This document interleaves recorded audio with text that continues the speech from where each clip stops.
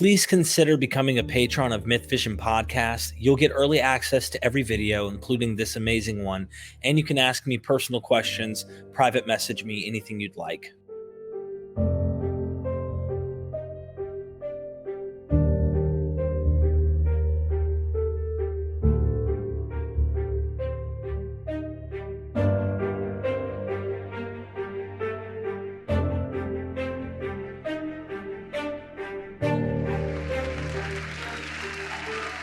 Professor Joel Baden, you hurt my feelings, you know? You told me that I'm not really reading the Bible when I pick up the Gideon Bible right here next to this bed here at the hotel. I'm teasing, but you would have hurt my feelings 7 or 8 years ago when I was a fundamentalist evangelical Christian who was a KJV onlyist about 12 years ago. Huh. Yeah, so I believed God preserved his word. Didn't you know? He would never let his word go away. Took that stuff literal. So you told me, though, that we're not reading the Bible when we're reading the Bible. Can you tell me more about that? Yeah. You're not reading... It's not that you're not reading the Bible. You're not reading the Bible. Ooh. Right? So let me back it up. Okay. When you pick up an English translation of the Bible, first of all, you're picking up an English translation of the Bible. So you're not reading the original anything. And choices are being made without you knowing it constantly, right? Choices that are influenced by the translator's theological perspectives, historical, guesses, all kinds of things. Lack of knowledge, right? There are words we don't know the meaning of. Translators got to take a crack at it. There are, how does the Bible begin, man? What are the first words of the Bible in English? Hit me. In the beginning, God. Yeah, finish the in the beginning. In the beginning, God created the heavens and the earth. All right, that's good enough. Right? That's how your King James Bible begins. It's good stuff. Implies that there's nothing before creating heaven and earth, right? Right. Creation out of nothing, ex nihilo, right? Because that's what the people who translated the King James believed. My English translation, the Jewish Publication Society version, begins when God began to create heaven and the earth. That's different. There could be stuff before creation then. And in fact, Judaism thinks that there was. So now which one of those is right and wrong? Neither. You know which one's right? The Hebrew is right. Right? But the Hebrew, right, could go either way, right? So your translation is already an interpretation. It's not the Bible, it's a Bible, right? Like the King James is a creation out of nothing Bible, and the JPS is a not creation out of nothing Bible. Can I probe you real quick here? Please don't call it that. Well, go ahead. Yeah, you're right. That's a good point. You said the Hebrew is right, but here's the trickier part. Yeah, hold on. I haven't gotten there yet. Okay. I'm gonna get there. You wait for it. Okay. So you're reading an English translation with the choices the translator has made. Right? That you, as the lay reader, don't know are choices because you don't know the thing it's being translated from or what the other alternatives are. So you're being presented with a version of the text that is not necessarily the version. Right? There is no the version. There's only, every translation is just a version. Okay, so that's one problem. What text is being translated? Right? The text that's being translated for you is the Masoretic Text, right? That is to say, this now relatively, the form of the Hebrew that was standardized in the 11th century or so. That's the 11th century, of course, AD, right? Not the 11th century BC. So you're reading a translation of an 11th century manuscript, right?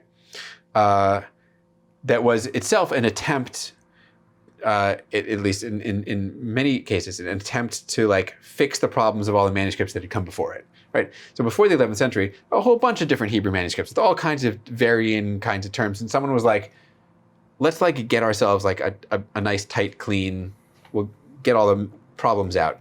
So there's decisions being made there by humans about which text is right.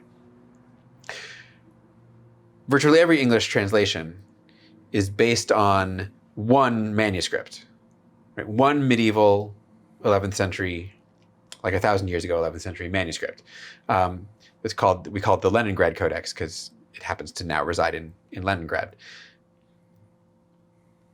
That Hebrew text is one manuscript, right? With manuscripts, not printed copies, right? This isn't the kind of thing where you run off a million copies of the same thing, so every text is the same. Every manuscript's a tiny bit different. So my English translation is of the Leningrad Codex, but if I did an English translation of a different manuscript, some stuff would be maybe a tiny bit different because every manuscript has problems or, differences.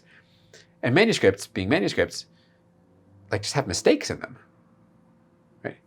So when you read your King James and you get to Genesis 22, which is the sacrifice of Isaac, near sacrifice of Isaac, and Abraham has lifted his knife to slay his son, and the angel stops him and says, don't do it. And Abraham at that point lifts his eyes and he sees a ram. In the King James, he sees a ram behind him. Right? It's a little bit weird. He sees a ram behind him. Right? Like he lifted his eyes and saw a ram. It's weird. But that's because the King James is doing a literal translation of this Leningrad Codex, which has a typo right there. It's not a ram behind him, it's a ram, right? In Hebrew, this is the difference of like a tiny little tick of a line between the word achar, behind, and the word achad, one, right? That's all. It's just a typo, right? It's like in English, I don't even know, it's like we don't even have letters that are even this close. It's like mistaking an O for a U. It's like mistaking a capital I for an L if you're not using, they're nearly identical letters, right? The Leningrad Codex has a typo there. Instead of he lifted his eyes and he saw a ram, it says he lifted his eyes and he saw a ram behind. The King James says behind. But it's a mistake. It's a mistake in that one manuscript. Right. My Jewish Publication Society version says a ram. It doesn't say behind because they know about the mistake. 500 years later or 400 years after the King James, like they figured it out, like we all knew about it. And so they fixed it because they recognized it was just an error. So who's reading the Bible, right? Your Bible's got a typo in it, man. And mine doesn't, kind of. But also the Hebrew text that yours is translating had a typo in it. And other Hebrew texts from that period don't. And then what do we do about the fact that the 11th century manuscript that we're looking at is from the 11th century? It's 1,000 years old. I got manuscripts that are 2,000 years old. Shouldn't they be worth more? We call those the Dead Sea Scrolls. But which manuscript am I supposed to be, am I supposed to just be reading the Dead Sea Scrolls? Is that the real text? It's different in all kinds of ways. Not only is the Dead Sea Scrolls text different from our current Hebrew text, but the Dead Sea Scrolls sometimes preserved multiple versions of the same Hebrew text. So, for example, I could find a text of the Book of Samuel from the Dead Sea Scrolls that looks a lot like the Book of Samuel that is in my Bible today. But I can also find from the Dead Sea Scrolls a Book of Samuel that's pretty different from my current Hebrew Bible. They're both 2,000 years old. Which one of them is the right one? And what happens when I tell you that the one that doesn't look like my current Hebrew text looks a lot like the 3rd century BC Greek translation of the Bible? Because the oldest text we have, not in manuscript, but the Greek translation, the Septuagint, is from the 3rd century BC, before the Dead Sea Scrolls. Now, I don't have a manuscript of it from then, but that's when that translation happened. Since the Septuagint isn't the same as the Hebrew, that is, the Greek and the Hebrew, the Greek seemed to be translating a different version of the Hebrew than the Hebrew I have now. Should I give more credit to the Greek than to the Hebrew? Sometimes. What if I really like the book of Jeremiah as I'm reading it in my Hebrew right now? Too bad the Septuagint, the Greek version, is 1/6 shorter. There's got all sorts of stuff in the Hebrew that's not in the Greek. Right. Which one is the Bible? Is it the longer version of Jeremiah or the shorter version? Right? They both got claims to antiquity. The Septuagint Greek may have a better claim. I don't know, maybe not. What about the two versions of Samuel? They're both equally attested at Qumran, right, at the Dead Sea community. which means those people thought that both were good. Which one's the Bible? Like they're kind of both the Bible. Point is, when you pick up a Bible in like the pews or at home or whatever, your English version of the Bible, when you pick up the King James, you're reading, in the case of the King James, reading a 17th century translation of an 11th century manuscript of a text that was not stable even 1,000 years before that. Like, choices are being made all the way through here. And of course, that's not even to get into, and I should have, the question of like, translations are based not just on the text, but on you have to know how Hebrew works, right? Hebrew is consonants and vowels, like English, except the vowels aren't written down, usually. So, if you're basing your translation on the way that somebody has put vowels into the text, that was a choice that was made, 1,000 years ago, but doesn't tell me anything about what they meant 2,000 years ago or 3,000 years ago when it was written, right? There's all sorts of human intervention happening along the way as people are collating manuscripts and putting vowels into manuscripts and translating them and selecting them and transcribing them and making typos and, choosing which ones they prefer. I don't know which one the Bible really is, but for you to take your version of the text that you happen to say and be like, this is the true one, that's a hard case to make, man. Yeah. Or even if you're not saying that specific one is the true one, which people do that, Orthodox Jews as well as like King James only as Christians and other people, but some people will find that nuance, right? And there's new apologetics, I feel like, that they're maybe not new. Maybe this goes back to the early church, for example, to some degree. But they'll go, well, yeah, there's nuance, but we're not missing the point.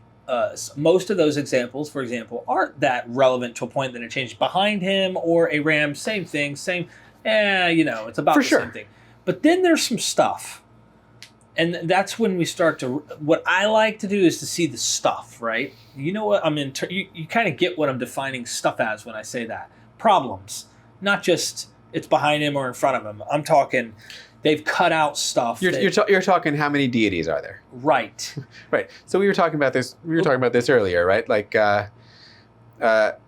sometimes the Septuagint or the Dead Sea Scrolls, in their difference from the Hebrew, preserve some stuff that, like, in the tradition of the Hebrew text, got piously massaged out of existence, right? The example that we come to all the time is in Deuteronomy 32, where there's a reference made to this myth of Elyon, the high god, apportioning, the lands and deities and peoples. And it says there, and if you read the Hebrew, it says there, divided something like divided the nations according to the sons of Israel, which makes zero sense, right? What does it mean to divide all of the nations according to the sons of Israel? Right? That's not a meaningful sentence, really. And there was no way to understand it until we compare it with the Greek text that doesn't say sons of Israel, says the sons of the gods, right? Which is to say, really, sons of gods is just a way of saying gods, right? The divine beings. And there's the myth, right? We divide up the nations and the gods, right? We apportioned the nations among the various deities, right? Someone in the Hebrew tradition was like, we don't have various deities, get rid of that. And that's what came into the King James, for example. And like, and so it's, knowing the Septuagint and the Dead Sea Scrolls, which also preserves the, according to the gods language, right? The text that we claim as the text has been manipulated. Every text has been manipulated, right? But some of them, right? In some cases, we can see where like somebody has, for reasons of piety, manipulated the text so that it doesn't preserve ideas that are not part of an orthodoxy. Mm-hmm. And so what's so interesting, again, in terms of English translations, is the King James will say, right, according to the sons of Israel. But the NRSV, knowing the Greek, says according to the divine beings or something like that, and then just footnotes it and like explains what's going on there. So like, again, the way we access text is not just the translation, it's also paratext, right? Is there commentary attached, right? There's all kinds of things. Nobody's reading just like the straight Bible, the Bible. And I don't know how you even defining it, right? Like the earliest thing that was ever written before somebody started messing around with the text. We've had this conversation all day long. Yep. Every single text in the Bible has been altered. Even the earliest ones we have. Especially the earliest ones we have, right? The earliest ones have been altered the most, right? Because there's been the most time for them to be updated and changed and expanded and reframed and all of these things. So like anyone looking for a pure Bible, you've got to come up with some essentially like artificial point where you're like, it's the real Bible up to this moment. But I don't know when that moment is or why it should be there, right? Is it the real Bible? Like it's okay for the Bible to be expanded and expanded and changed and changed and changed until the Dead Sea Scrolls. It clearly has to be after that because like we know there's differences between the Dead Sea Scrolls and our current Bible.